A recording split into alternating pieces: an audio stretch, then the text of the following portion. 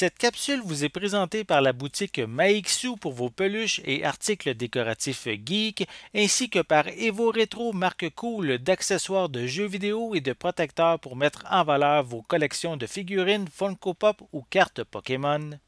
Bonjour, Gilles ici pour Ciné Techno. Je vous parle du combo en Blu-ray DVD de Yeti, le géant d'un autre monde. Le film de Gianfranco Parolini, alias Frank Kramer, est distribué par Elephant Film et met en vedette Antonella Interlenghi, Mimo Krau et Jim Sullivan. Sorti en magasin le 11 avril 2023. Au Canada, un énorme Yeti trouvé dans les glaces est dégelé par un scientifique pour le compte d'un riche homme d'affaires, mais la créature préhistorique réveillée s'échappe et sème la dévastation.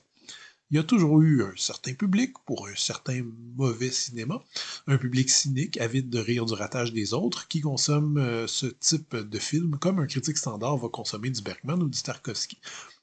Je pense que la première cible concrète de cette façon de regarder le 7e art a été le célèbre Edward T. Wood Jr., dont le film Plan 9 from Outer Space était tellement ringard et raté qu'il a fait le bonheur d'une multitude de spectateurs, jusqu'à même inspirer de véritables artistes réputés, dont Tim Burton, qui a réalisé avec Ed Wood, qui est, selon moi, son meilleur film. La grande question à ce stade, c'est vaut-il mieux réaliser un bon film oublié ou un mauvais film qui marque son public à jamais?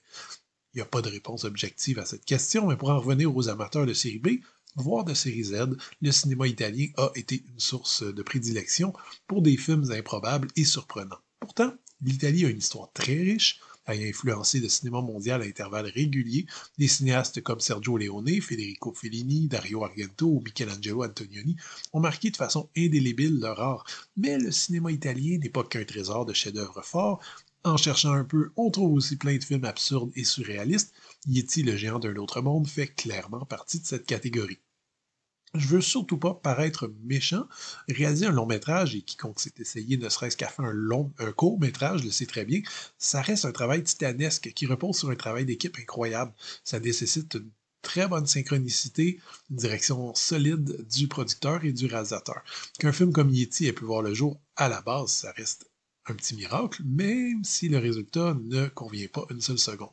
Alors pour la petite histoire, ce Yeti aurait été une coproduction italo-canadienne qui aurait été conçue avant tout pour surfer sur le succès prévu du King Kong de John Guillermin, produit par Dino De Laurentiis, sauf que Yeti avait clairement pas les moyens de ses ambitions, en plus de ne pas trop savoir le ton à adopter, oscillant entre le film catastrophe et le film pour enfants naïfs, prédisant même à certains aspects, le E.T. de Spielberg qui va sortir quelques années plus tard.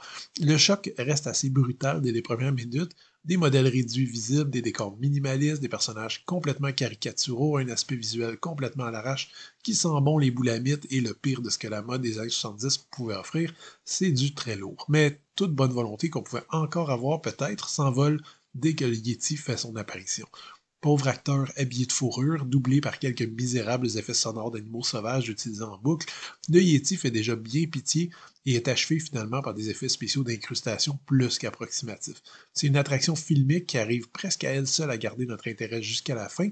Heureusement, le film de Gianfranco Parolini n'a pas que ça à offrir, puisqu'on a surtout droit à un scénario complètement idiot, bourré de détails gratuits, dénués de tout rapport, des interprétations vraiment inégales, qui vont du cabotinage grotesque à l'absence totale d'émotion, et une mise en scène qui semble souvent avoir été improvisée le jour même. J'ai également beaucoup apprécié la taille du Yeti, qui varie en fonction du plan, le personnage faisant bien 7 pieds ou 50 pieds, dépendant de l'humeur du moment. Le Blu-ray est présenté en 1,66 panoramique avec piste audio en français, anglais ou italien DTS mono et sous-titres optionnels en anglais ou en français. Je suggère fortement évidemment le doublage français qui ajoute vraiment une couche de ridicule à l'ensemble. Côté bonus, on trouve une bande-annonce et une présentation du film par la critique Caroline Vier, qui met bien en valeur le contexte de production et le résultat approximatif de ce long métrage surréaliste. Comme c'est souvent le cas chez Elephant Film, l'ensemble est offert en Blu-ray avec un DVD inclus et la jaquette est réversible, à noter que le Blu-ray est libre de région, donc vous pourrez lire sans problème, surtout bon lecteur nord-américain. Yeti, le géant d'un autre monde, n'est certes pas un grand film perdu, mais plutôt l'exemple de ce qui pouvait se faire de pire, et donc de plus intéressant pour les cinéphiles aventuriers dans le petit monde de la série B ou Z italienne des années 70 et 80. Le visionnement vaut largement la peine à mon avis, ne serait-ce que pour constater l'absurdité du résultat, qui reste très très divertissant tout au long de sa durée.